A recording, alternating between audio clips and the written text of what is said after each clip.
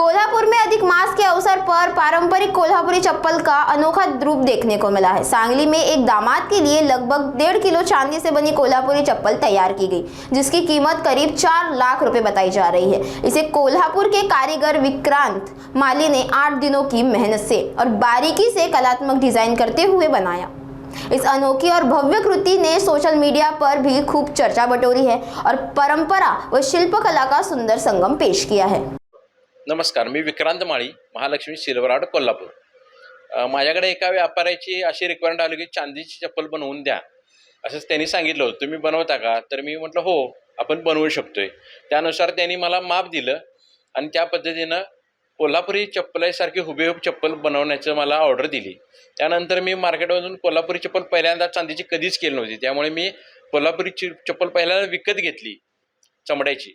त्याचा अभ्यास केला, ते कशा प्रकारे त्याची रचना आहे, त्याला डिझाईन्स कशा प्रकारचे असतात, त्याचा अभ्यास करून त्यानं जसे चमड्याचे पार्ट असतात तसे मी चांदीचे पार्ट बनवले चप्पलाचे आणि त्यानुसार जोडून ही चप्पल मी तयार केली। साधारण 8 ते 10 दिवस लागले मला चप्पल करण्यासाठी।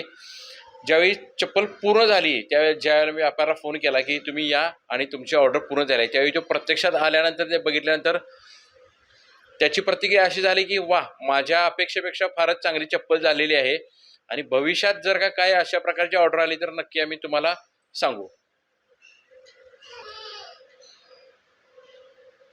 आपल्या महाराष्ट्रामध्ये अधिक महिन्यात जावयाला वाण जाण्याची एक प्रथा आहे आणि त्याच संदर्भात ही चप्पल बनवायची असं मला त्यांनी सांगितलं होतं। म्हणजे त्या सासरेबुवांनी जावयाला गिफ्ट द्यायची आहे आणि त्या पद्धतीने तुम्ही बनवा, अशा रूपरेषेतून मला ही चप्पल बनवायला सांगितली आणि त्या पद्धतीने मी ही चप्पल बनवलेली आहे।